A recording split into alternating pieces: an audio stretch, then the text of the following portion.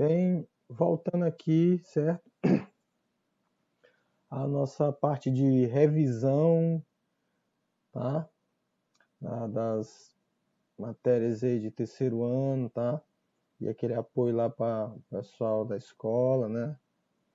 Então a gente vai começar essa aula, gente. Mas eu acho que dependendo do que for, vou até dividir, tá bom? Dependendo do que for, a gente divide essas aulas aí em duas, tá? Para que funcione melhor essa questão, né, de espaço, porque a gente às vezes manda essa aula para vocês e às vezes a aula fica pesada e fica difícil de vocês assistir, né? Bem, gente, a gente vai começar essa aula falando sobre as relações ecológicas, né? O que são essas relações? As relações ecológicas são como os animais, né, como os seres se relacionam, né, no seu meio, no seu habitat, né? E isso parte do princípio, até pelo que a gente comentou sobre os fundamentos de ecologia, como as populações, né, interagem, tá bom? Então, tipo assim, um exemplo disso, que eu quero deixar claro. A gente vai se predispor a fazer a prova do Enem ou vestibular, aquilo é uma competição. Uma competição. Onde a competição, ela não é benéfica para quem vence e nem para quem perde, entendeu? A prova ela é ruim para todos, tá?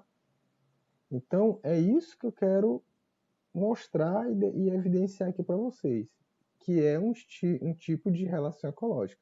No meio ambiente, essas relações ecológicas, elas existem e a gente vai falar de ponta a ponta aqui sobre cada uma, tá? O que são as relações ecológicas? As relações ecológicas nada mais é que, vamos ver aqui, ó, são as interações que ocorrem entre os seres vivos, né? Essas relações podem ocorrer entre indivíduos de uma mesma espécie ou espécie diferente. Muito bom sobre o que eu estou falando para você, que a gente vai comentar aqui, certo? Normalmente não é comum a gente às vezes falar sobre isso, né?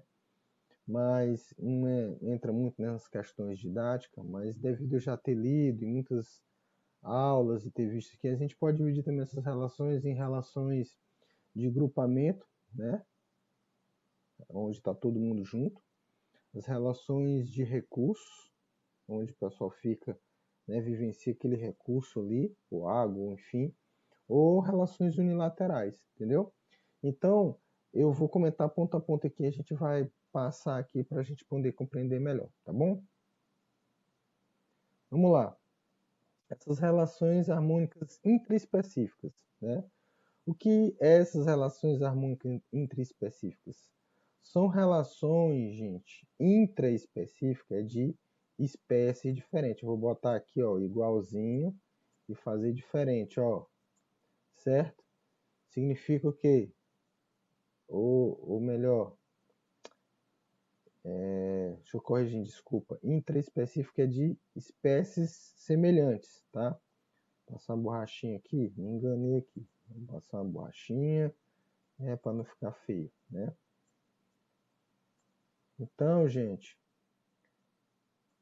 a relação intraespecífica, corrigindo aqui, é uma relação entre espécies, entre a mesma espécie, tá?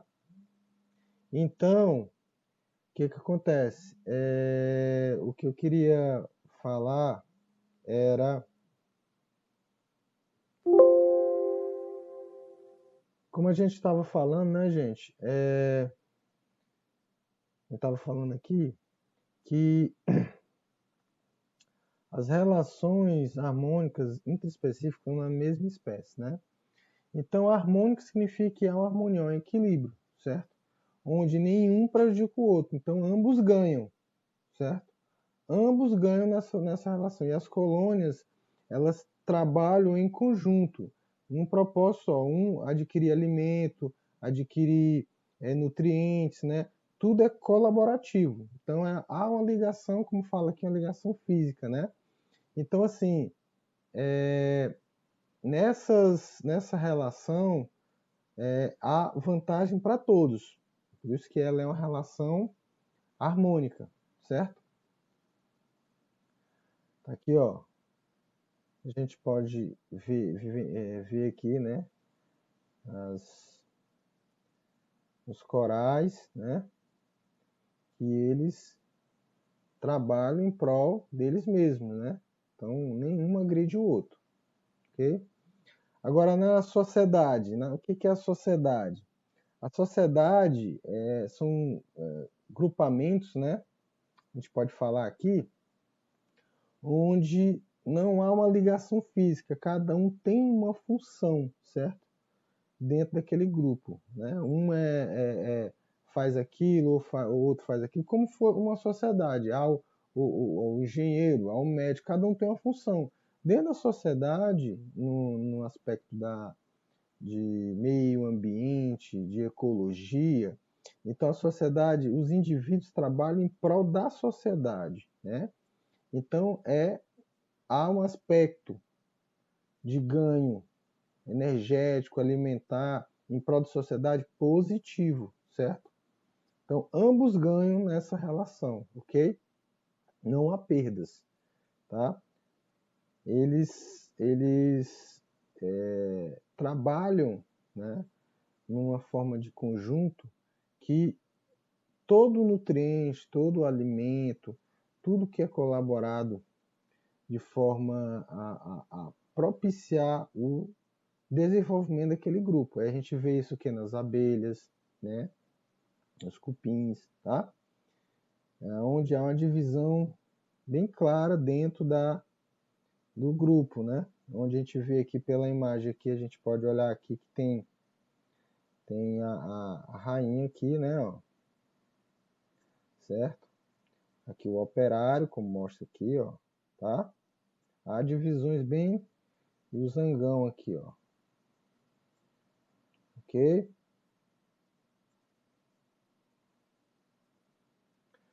Já o mutualismo, né? O que é o mutualismo? O mutualismo é quando ambos, né, trabalham, né, juntamente um organismo com o outro, trabalham em prol da preservação dessas duas ligações, certo? Então, assim, os autores falam que elas podem ser obrigatórias, né, ou podem ou não obrigatórias, ou protocooperação, que é um termo que hoje está até mudando, né? Que eles chamam hoje também de optativos. Hoje, em vários vestibulares e provas, estão colocando esse termo de optativos, tá? Então, o mutualismo, ele, no caso específico que está aqui, né, que é o linking. O que é o linking? Eles chegam a quase falar que é uma união simbiótica, sem um o outro não vive. O fungo depende do aporte energético que a alga gera através da fotossíntese, e a alga não vive nesse ambiente, né, fora da água, sem o fungo, certo? Então é quase uma simbiose, é uma união inseparável, que se você tirar pode morrer, certo? Então, isso aqui é um linking, tá, gente? Então essa união é chamada de mutualismo, onde há aspectos positivos para ambos, não há perda para nenhum, só ganho, né? Ok? Aqui, ó, no caso aqui a gente pode também ver a questão dos cupins. Em que sentido? Quando ele come a celulose, né? Aqui ele come essa celulosinha aqui, o protozoário aqui dentro do estômago dele, né? Ele ajuda, certo? O cupim nessa a depredação da celulose, e essa celulose dá vida ao cupim e ambos sobrevivem. É um mutualismo, ambos ganham, né? O mutualismo, o protozoário ali não viveria, né, se não tivesse o cupim para ir atrás da celulose, comer, e como o cupim também não sobreviveria pela o uso a função, a ferramenta que o protozoário faz para depredar a celulose, tá?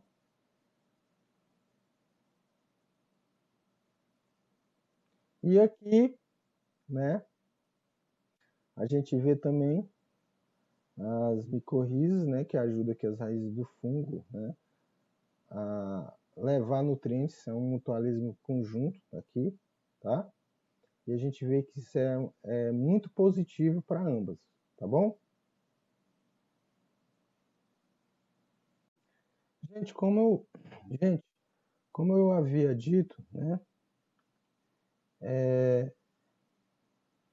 a gente ia dividir essa aula, certo? Em duas partes, né? Isso para não ficar grande para vocês, né? Então, o que acontece?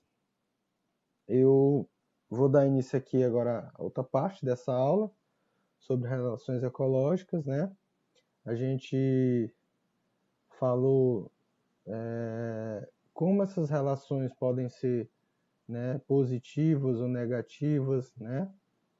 No aspecto da competição, no aspecto da busca pelo alimento, ou pelos nutrientes, ou pelo ambiente, ou pelo meio que vive, ou pelo local, né? E a gente parou na parte onde a gente pode verificar, né, em relação ao mutualismo, né? Mutualismo porque é o quê? Mútuo, né? Ambos têm ganhos, né? Então a gente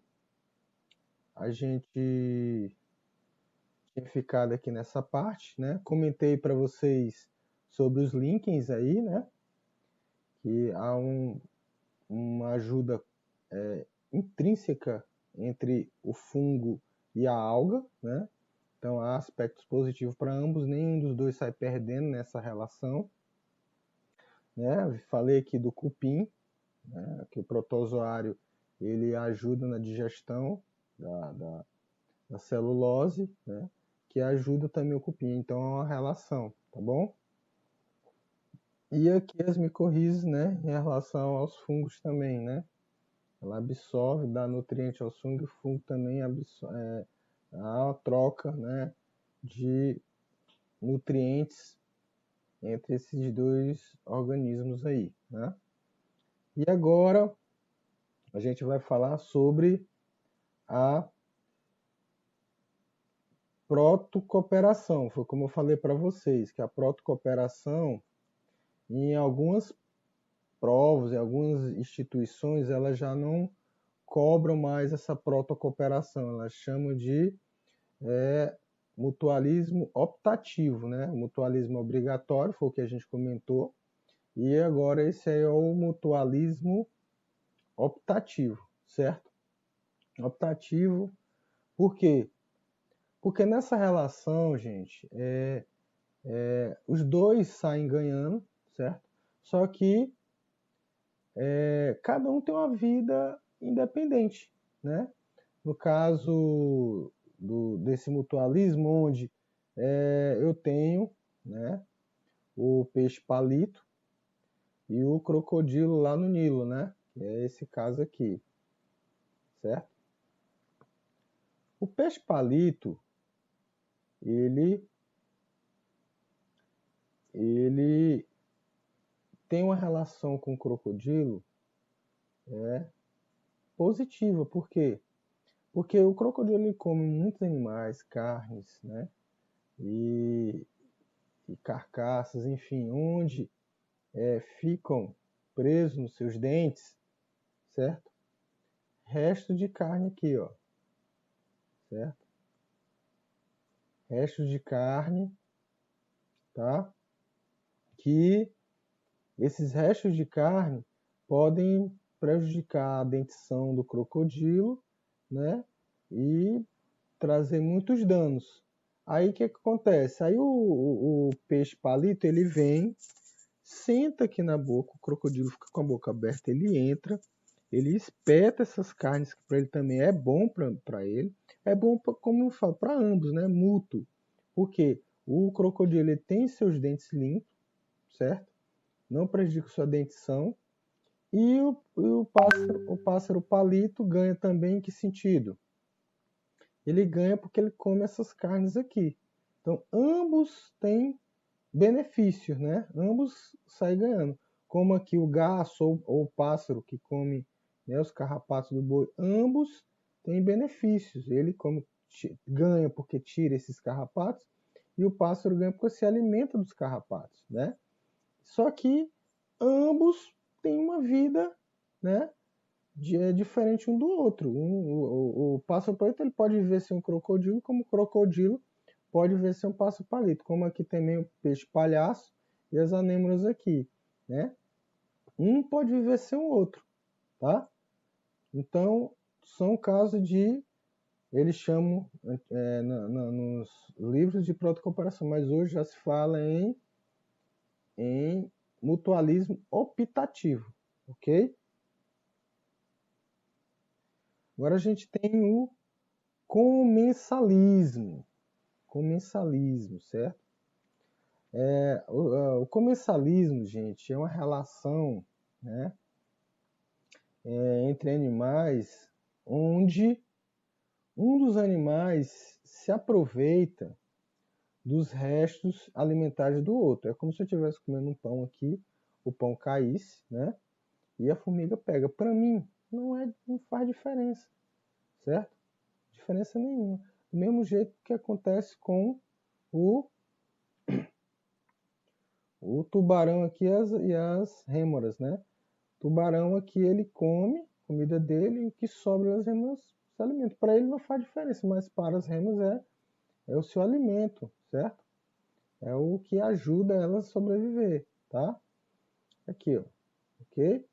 Aqui a gente tem essa relação de comensalismo com as hienas. As hienas, elas competem com os leões, só que quando ela vê uma quantidade muito grande de leão que não dá para ela, o que ela faz? Ela deixa os animais de grande porte, né, se alimentarem. Após esses animais se alimentarem, não querer mais, ela vem, se aproveita e come, certo? Ela come dos restos, tá? Esses restos aí são o que alimenta ela. Então, quer dizer, essa relação ela é positiva para as hienas quanto para as rêmoras, mas não faz diferença para o tubarão ou o leão, tá?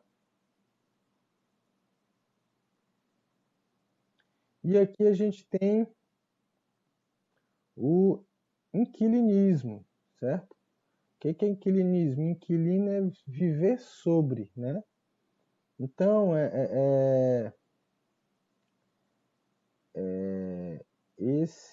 essa relação, gente, é como se fala que é uma moradia sem prejuízo, né? Então, o inquilinismo, ele é uma relação unilateral, né? Que elas caminham num propósito só, tá? Então, tipo assim, as orquídeas, elas é vantajoso para elas saírem da parte terrestre, certo? E acessarem as árvores em cima, né? E como também as orquídeas, né? E alguns brotos como estão aqui, certo?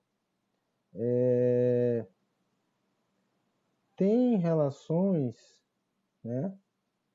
Onde alguns peixes, né? Se eu não me engano,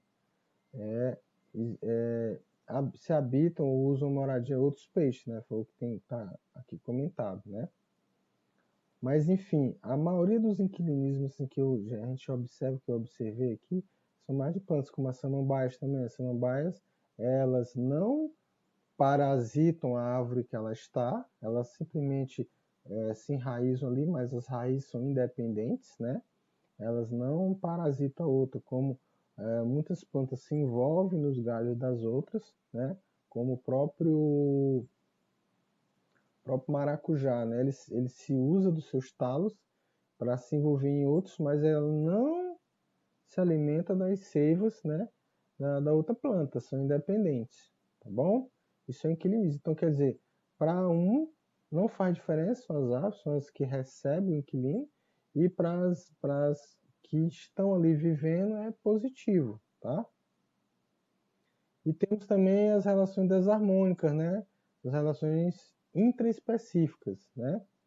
São as relações que são de espécie diferente.